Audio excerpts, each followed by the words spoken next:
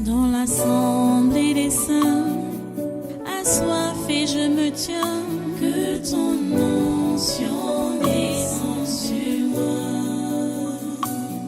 Conscient que mon destin est dans le creux de ta main, que ton onction descende sur moi. Je suis disposé, assoiffé, que ton onction descende sur moi. Je suis disposé, assoiffé, que ton onction descende sur moi.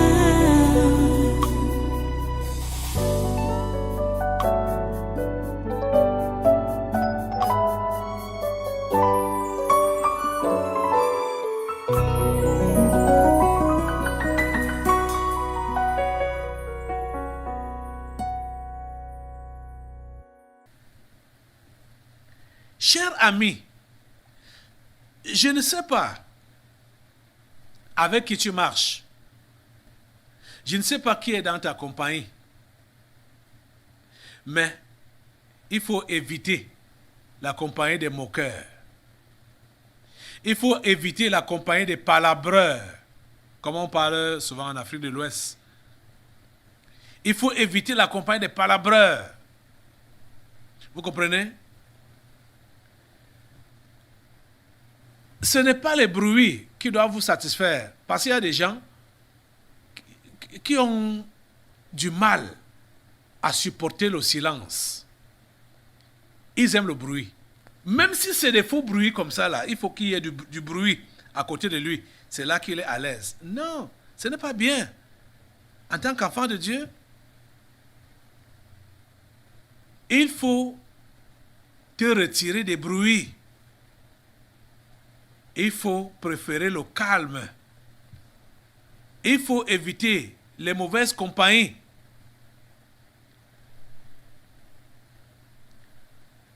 Jérémie dit, je ne me suis point assis dans l'assemblée des moqueurs. Quelle est ton assemblée? Tu marches avec qui? Vous parlez de quoi? Vous racontez de quoi?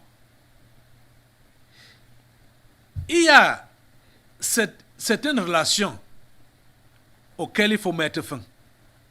Il y a certaines compagnies auxquelles il faut mettre fin. Je vous assure, même si vous prétendez être les sœurs en Christ ou les frères en Christ, quand vous êtes ensemble, quand tu marches avec celui-là ou avec celle-là, quels sont vos sujets d'entretien? Quels sont vos sujets d'entretien? Vous dites que vous êtes sœur en Christ. C'est ton ami, ou c'est ta compagne, ou vous dites que vous êtes frère en Christ, c'est ton ami, c'est ton compagnon. Vous parlez de quoi? Vous vous entretenez sur quoi? Est-ce que c'est sur des choses édifiantes? Hein? Oh mon Dieu.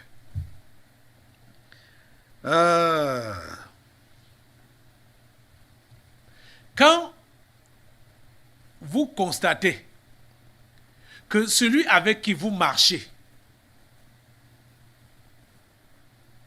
n'a pas, du moins, a des langages déplacés. Même si celui-là s'appelle chrétien ou chrétienne. Déjà, reprenez-le. Et comme je sais que vous ne pouvez pas le changer, puisque dès que vous allez le reprendre, si c'est vraiment quelqu'un qui veut suivre Dieu, suivre Jésus, il peut se ressaisir. Mais si c'est simplement un moqueur, il va se justifier. Et si c'est alors même un agent du diable, il va te convaincre que c'est ce qu'il dit que tu dois écouter. Et si tu te laisses faire, tu vois donc comment tu seras vaincu.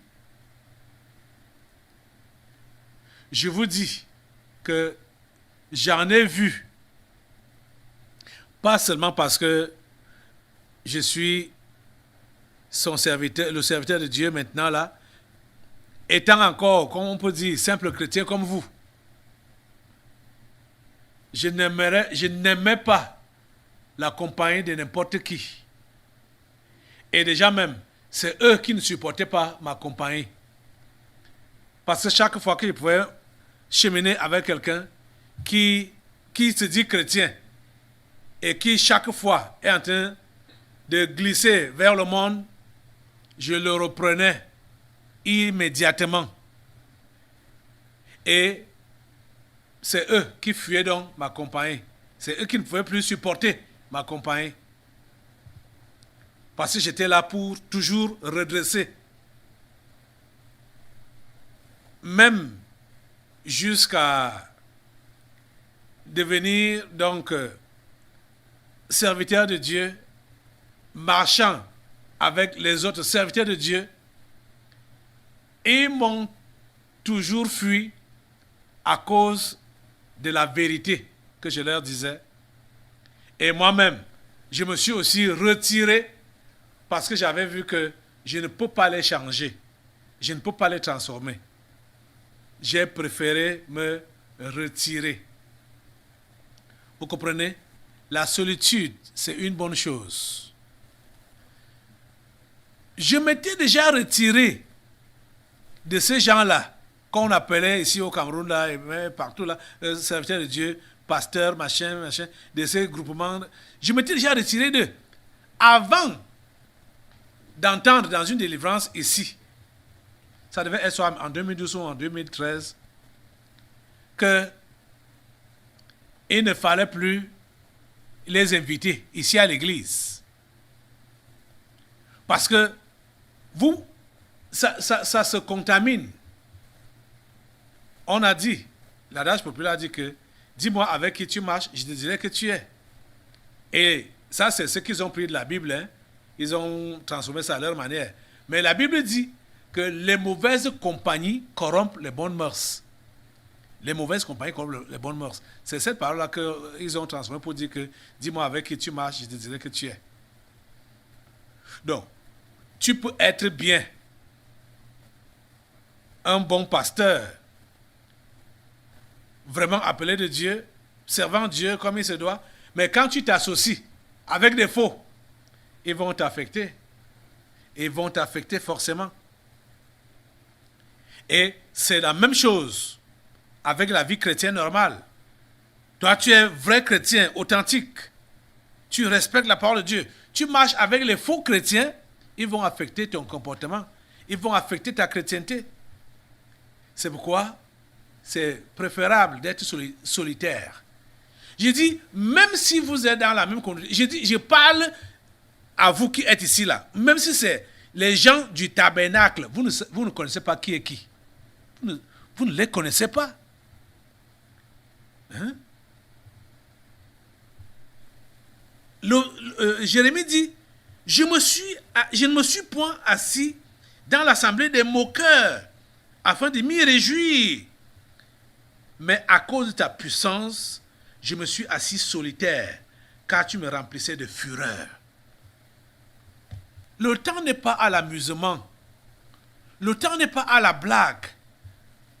Que vous allez cheminer ensemble pour raconter des histoires qui n'ont pas de sens. Hein? Raconter des bobards qui n'ont pas de sens. On n'est pas en ce temps-là. Passez votre temps, chers amis chrétiens, dans la présence de Dieu. Passez votre temps à la prière, à l'intercession. Passez votre temps. Je vous ai dit que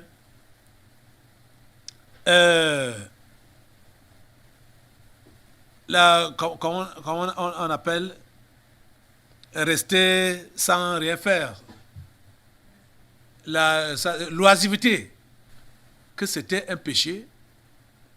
Et si vous êtes fonctionnaire ou travailleur, ouvrier ou n'importe quoi, occupez votre temps dans votre travail, occupez votre temps à faire les choses de Dieu. Donc, après votre travail, ça doit être les choses de Dieu. Les programmes de l'Église, votre entretien personnel avec Dieu, donc la méditation, la prière, le témoignage chrétien, donc l'évangélisation, l'assistance aux réunions. Ne prenez pas votre temps pour prendre l'air, pour vous distraire, voilà, le terme qu'ils ont souvent l'habitude d'utiliser, pour vous distraire. Ne prenez pas votre temps pour vous distraire. Vous comprenez? Quand vous êtes à la maison, déjà, les histoires de séries ou de télé, depuis longtemps, je vous avais déjà enseigné de mettre ça de côté. C'est un perte temps. C'est un perte temps.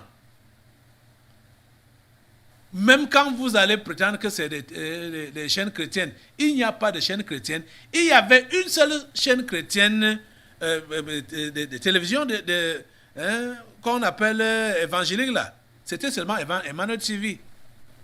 C'était. Actuellement, même Emmanuel TV n'est plus une chaîne chrétienne. Donc ne perds pas ton temps à regarder ça. Ne perdez pas votre temps à regarder ces histoires-là. À part votre travail, passez votre temps avec Dieu. Dans sa parole, à la méditer, dans la prière, à vous entretenir avec lui, dans l'intercession, à lui demander d'intervenir dans la vie de ceux-là qui doivent être sauvés. Voilà à quoi vous devez occuper votre temps. La solitude, c'est ce qui sied aux vrais enfants de Dieu. La solitude. Je vous assure. Donc si déjà on vous avait abandonné, ou on vous a abandonné, on vous a fait du bien à l'avance. Exploitez ce temps-là comme il se doit. Au lieu de passer ça à surfer, vous êtes dans le net, pour ceux qui ont les téléphones Android, si tu as droit vraiment au téléphone Android, c'est pour évangéliser, donner le lien du tabernacle de la liberté aux gens pour qu'ils soient connectés à nos programmes.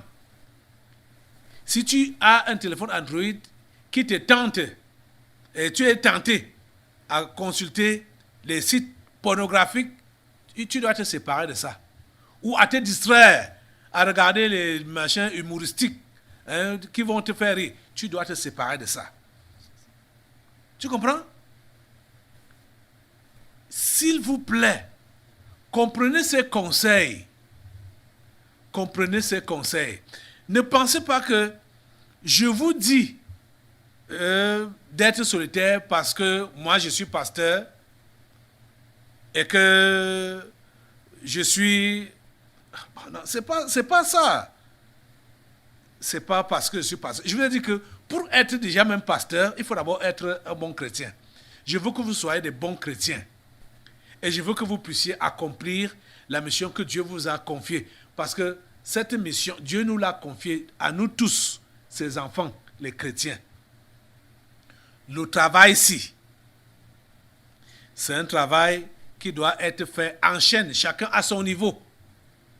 Vous avez besoin d'intercéder jour et nuit pour l'avancement de ce ministère. Il y a ce livre qui est à votre disposition. La couverture de prière pour l'onction surnaturelle des miracles. Priez constamment avec ce livre. C'est des sujets de prière pour supporter ce ministère. Supporter cet homme qui vous parle, qui vous conseille, qui vous enseigne. Et chacun devrait avoir une copie, pas pour orner sa maison, mais pour l'utiliser à bon escient. Couverture de prière pour l'onction surnaturelle des miracles. Vous-même, vous êtes témoin que ce qui se fait au tabernacle de la liberté, ce qui se voit au tabernacle de la liberté, ne se fait pas et ne se voit pas ailleurs. L'une des raisons fondamentales, c'est parce que plusieurs prient avec ce document, avec leur cœur. Dieu est appelé à nous exaucer quand on prie selon sa volonté. Et les prières qui sont, les sujets de prière qui sont dans ce livre sont dans la parfaite volonté de Dieu. Vous comprenez? Je ne vous enseigne rien de nouveau. Même l'autre livre qui est à côté là, notre confession de foi, dans celui-ci, c'est-à-dire tout le monde qui fréquente le tabernacle de la liberté et qui veut aller loin avec Dieu, qui prétend être fidèle de cette église, devrait avoir ces livres. Notre confession de foi. C'est le résumé de ce que je venais même de vous enseigner là. C'est-à-dire le résumé de la vie chrétienne qu'on enseigne dans cette église. C'est ici. Comme beaucoup parmi vous là, je ne sais pas combien de temps vous allez prendre avant de lire votre Bible en entier, avant de lire même le Nouveau Testament. On a pris soin de condenser l'essentiel dans ce livre de 97 pages. 97 pages, notre conversion de foi, pour vous faciliter la tâche, de façon que, avant que tu ne lises toute ta Bible, tu connais déjà l'essentiel de ce que Dieu demande de toi. Mais je suis étonné de voir que quelqu'un va dire qu'il est dans ce ministère et n'a jamais acheté ce livre, et n'a jamais lu ce livre, notre confession de foi, et n'a jamais eu celui-ci, la couverture de prière.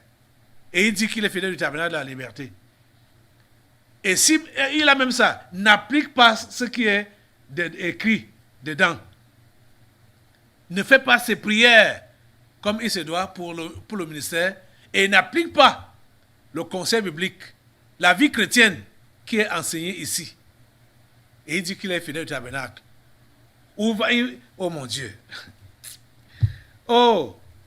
Ou même, parce que celui qui a lu notre confession de foi, forcément doit lire sa Bible. Parce que c'est ça qui est demandé ici. Parce qu'il ne faut pas que vous soyez comme vous tombez du ciel quand vous apprenez certaines vérités bibliques. Il faut que vous-même, vous lisiez la Bible. De façon que quand le pasteur enseigne, il est en train juste de faire la révision par rapport à ce que vous avez déjà lu. Plusieurs prennent donc mes enseignements comme si ça sortait de l'extraordinaire. Pourquoi? Parce qu'ils n'ont pas lu leur Bible. Ils ne lisent pas leur Bible. Que Dieu vous aide à comprendre. Que Dieu vous aide. Nous sommes dans la semaine du séminaire. Je suis vraiment désolé. Depuis un certain temps, les cultes qu'on fait ici, là, c'est,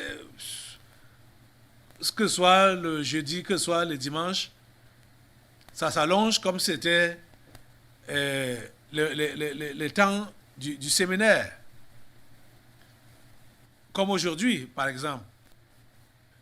Mais le séminaire, ça commence jeudi prochain. Mais Dieu sait comment il fait ces choses. Et il sait où il nous conduit. Et il sait ce qu'il nous faut. S'il vous plaît, c'est notre engagement qu'il faut. Il faut que nous soyons engagés. Tu dois être engagé. Et tu dois faire le travail que tu es appelé à faire. Faire rentrer la moisson du Seigneur. Faire le travail de la réconciliation des hommes avec Dieu. Mais je te préviens que ce n'est pas facile. Et tu dois t'attendre à cela. Tu comprends? Si certains d'entre vous, vous avez commencé à connaître la solitude, n'accusez pas ceux-là qui vous ont abandonné. Et ne perdez pas votre temps à prier pour avoir la compagnie des gens. Cherchez la compagnie du Saint-Esprit. Cherchez la compagnie de Dieu. C'est parce que Dieu veut que vous puissiez le servir. Dieu veut déposer sa puissance sur vous. C'est quand on est dans la solitude que la puissance de Dieu se repose sur nous. Vous comprenez ça? C'est là que, par ce qu'ils appellent là-bas d'ailleurs l'onction, c'est là réellement qu'on a le dépôt de Dieu, l'onction de Dieu sur nous. Quand on se retire de tout ce qui est vulgaire, c'est là que je vais clôturer aujourd'hui avec cette intervention en vous lisant donc le conseil de Dieu à Jérémie et à toi dans le même chapitre de Jérémie 15 à partir du verset 19. Donc maintenant on part au verset 19.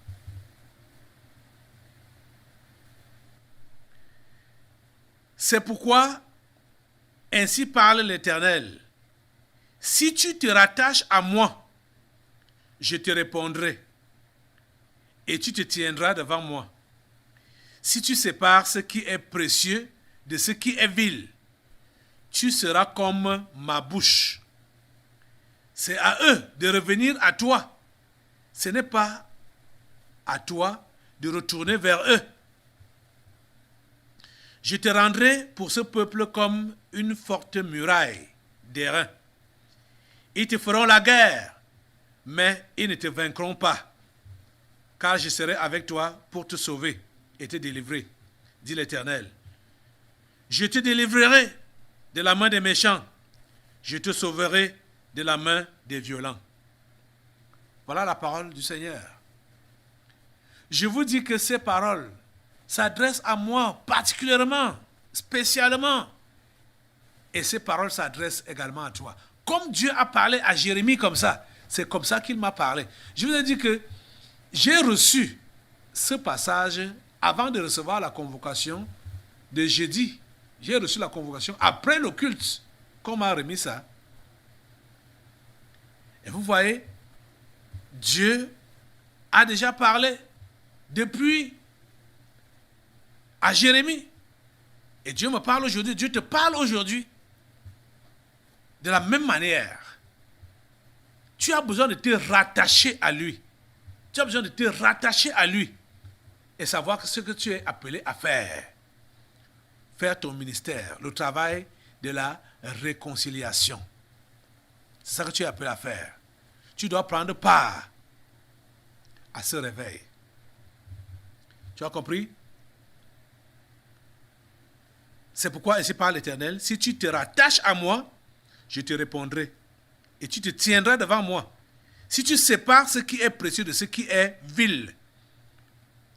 Donc, les fausses compagnies là, les fausses amitiés là, les faux amis, les faux milieux, tu dois te séparer de ça. Tu dois séparer ce qui est précieux de ce qui est vil. Tu ne dois plus être vulgaire, comme tu l'as souvent été. Comprenez ça? Que le Seigneur t'aide à répondre à son appel et de faire ce qu'il veut de toi. Son porte-parole. Le Seigneur veut faire de toi son porte-parole. Il dit, je te rendrai pour ce peuple comme une forte muraille d'airain. Ils te feront la guerre, mais ils ne te vaincront pas, car je serai avec toi pour te sauver et te délivrer, dit l'Éternel. Tu comprends? Avant ça, il a d'abord dit, tu seras comme ma bouche. au verset 19, la fin du verset 19. Si tu sépares ce qui est précieux de ce qui est vil, tu seras comme ma bouche. Le Seigneur veut faire de toi son porte-parole. Tu comprends, non? C'est pourquoi tous ceux-là qui sont utilisés dans les délivrances prophétiques,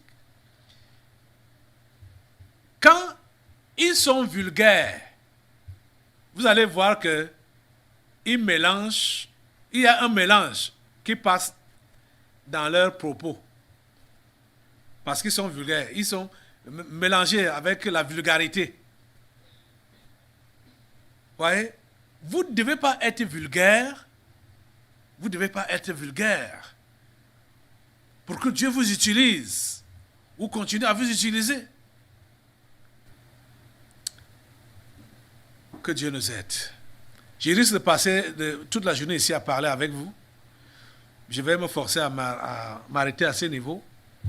Nous allons prendre le séminaire jeudi prochain, jusqu'à dimanche, par la grâce de Dieu. Voilà, nous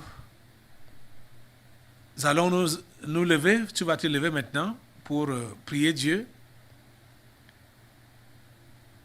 Aller répondre à son appel. Si certains d'entre vous avez commencé déjà à vivre la solitude, le rejet, même si c'était initié par le malin, Dieu l'a utilisé pour vous attirer à lui.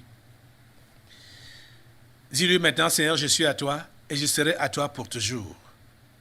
Dis-lui cela. Seigneur, je suis à toi et je serai à toi pour toujours.